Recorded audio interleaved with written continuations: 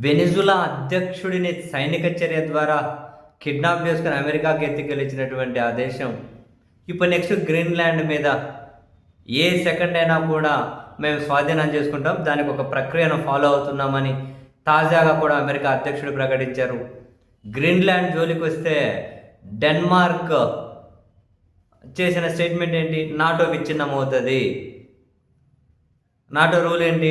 ఒక దేశం మీద దాడి చేస్తే నాటో దేశాలన్నిటి మీద దాడి చేసినట్లుగానే చూడాల్సి ఉంటుంది. డెన్మార్క్ నాటో సభ్య దేశం కాబట్టి అమెరికా గ్రీన్లాండ్ మీద దాడి చేయకూడదు అని.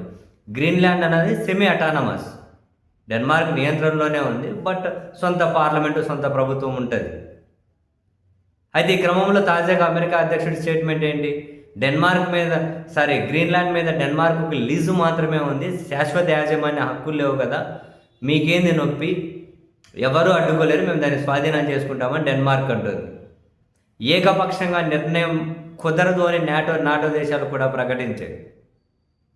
కానీ గ్రీన్లాండ్ను స్వాధీనం చేసుకోవాల్సిందే అని చెప్పి ట్రంప్ మరోసారి ఆదేశాలు ఇచ్చారు.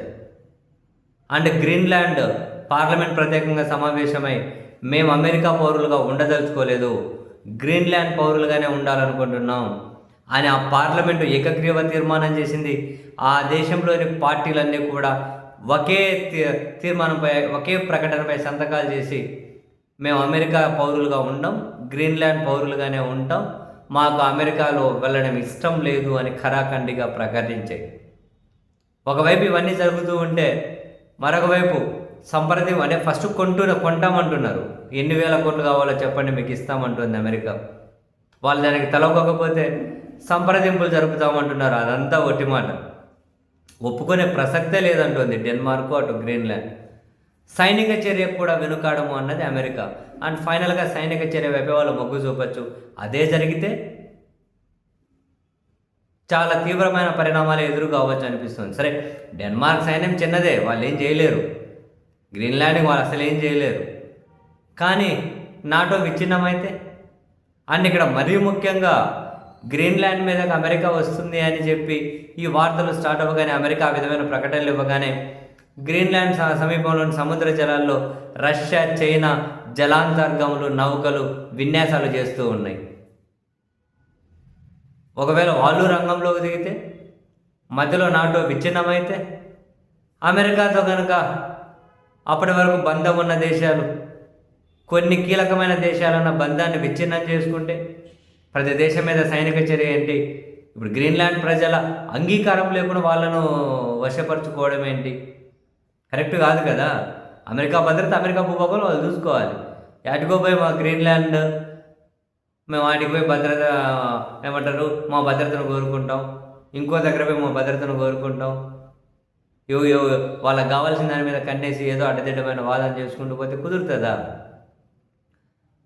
అమెరికా కనుక గ్రీన్లాండ్ మీద సైనిక చర్యకు దిగితే పరిణామాలు చాలా దారుణంగా ఉండొచ్చు.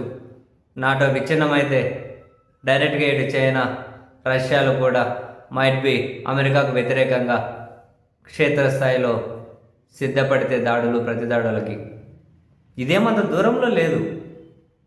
ఇంతకుముందు వెనిజులా ఒక సావరెన్ స్టేట్ అండి, అది ఒక సార్వభౌమత్వ దేశం.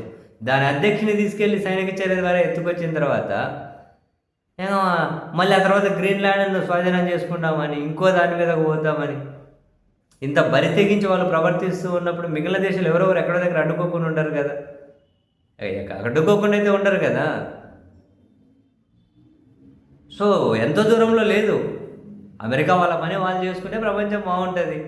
కాదు కూడదు, మాకు మంచి జిలా ఉంది, మేము కాదు పక్కన వాళ్ళగానే గోకుతాం, గిచ్చుతాం అంటూ పోతూ ఉంటే, గిచ్చితే గిచ్చుకున్నారేమో వెనిజులా వాళ్ళు, గిలితే గిలుచుకుంటారేమో ఇంకొకరు. కానీ పెద్దోడిని గిచ్చితే, ఆ బలహీన వైపు ఇంకెవడన్నా పెద్దోడు నిలబడితే ఏం జరుగుతుంది?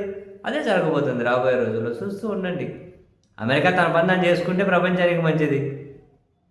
ఈ విశృంఖలత్వం పెరిగిపోతూ ఉంటే, ఆల్రెడీ గ్రీన్లాండ్ సమీపంలో రష్యా, చైనా జలాంతర్గములు, నౌకలను మోహరించారు, విన్యాసాలు చేస్తున్నారు వాళ్ళు. అక్కడ ఏం జరుగుతుందో చూడాలి.